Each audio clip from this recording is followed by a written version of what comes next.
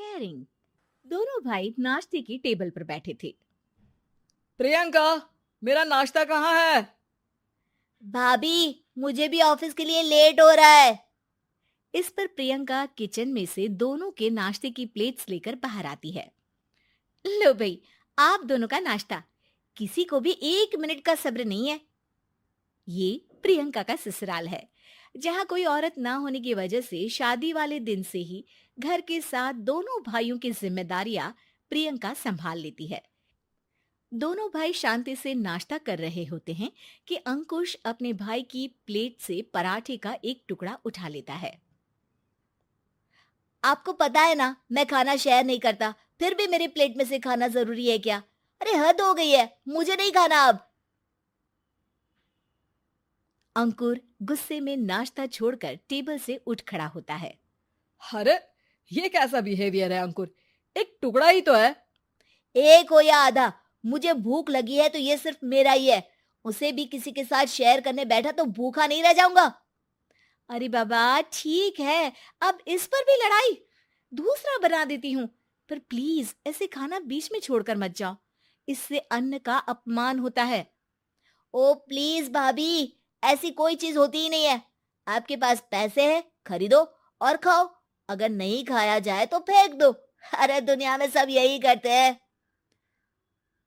अंकुर bag उठाकर office के लिए चला जाता है, जिसके पीछे उसका बड़ा भाई मायूस सा घर में खड़ा रह जाता है। जिसने बचपन से सोने की चम्मच में खाया हो, उसे दुनिया के बारे में क्या पता होगा। वैसे गलती तो हमारी ही है। अगर कभी बचपन में ही सही गलत का फर्क सिखाया होता तो आज ये हाल नहीं होते। आप फिक्र क्यों करते हैं जी? भगवान है, वो जो भी करता है सबकी भलाई के लिए ही करता है। और जब वो चाहेंगे तो अपनी तरह से अंकुर भैया को भी सब कुछ सिखा देंगे। पत्नी की बात पर विश्वास कर अंकुश भी ऑफिस चला जाता है। सुबह से दोपहर होती है और अंकुर लंच करने ऑफिस के पास वाले रेस्टोरेंट में पहुंचता है, जहां वो एक साथ बहुत सारा खाना ऑर्डर कर देता है। सर, क्या कोई आपको ज्वाइन करने वाला है? नहीं तो क्यों? अब कुछ नहीं सर, ऐसे ही।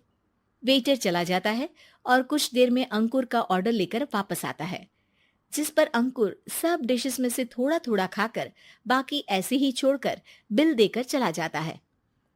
वाह भगवान, तेरी माया। कहीं कोई एक एक टुकड़े के लिए तरसता रहता है और ये 5 लोगों का खाना ऑर्डर करके एक का भी पूरा नहीं खाते। पैसे वालों की माया।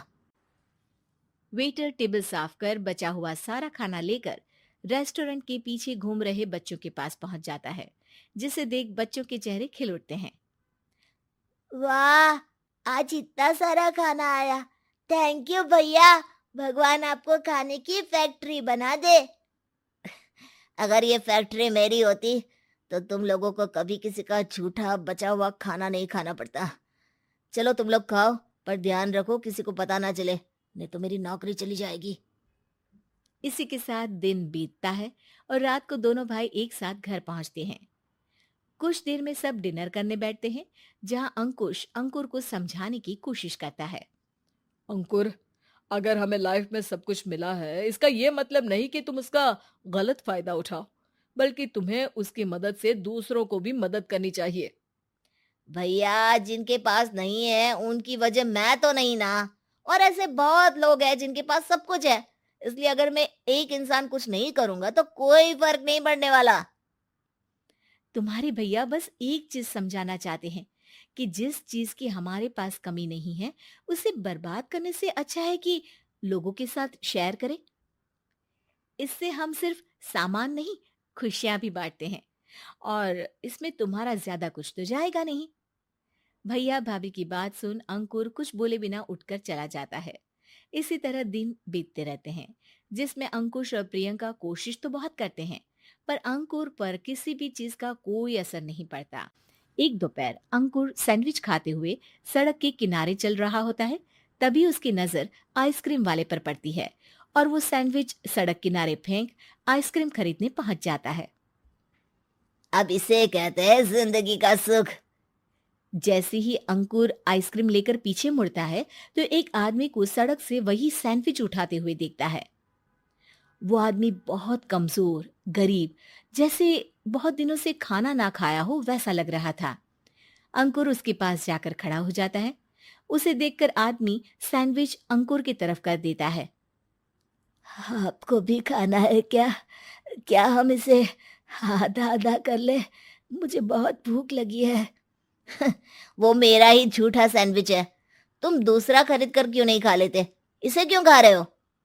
अरे भैया, अगर खरीदने के पैसे होते तो 4 दिन से भूखा नहीं घूम रहा होता। हैं? क्या? तुमने 4 दिन से कुछ नहीं खाया? फिर भी इस आधे सैंडविच को मेरे साथ बांटने के लिए तैयार हो गए? क्यों? अरे भैया, पैसा नहीं है तो क्या हुआ, इंसानियत आज भी उतनी महंगी नहीं हुई, और ना ही उस पर अमीर गरीब का टैग लगा है जो हम उसे रख ना सके।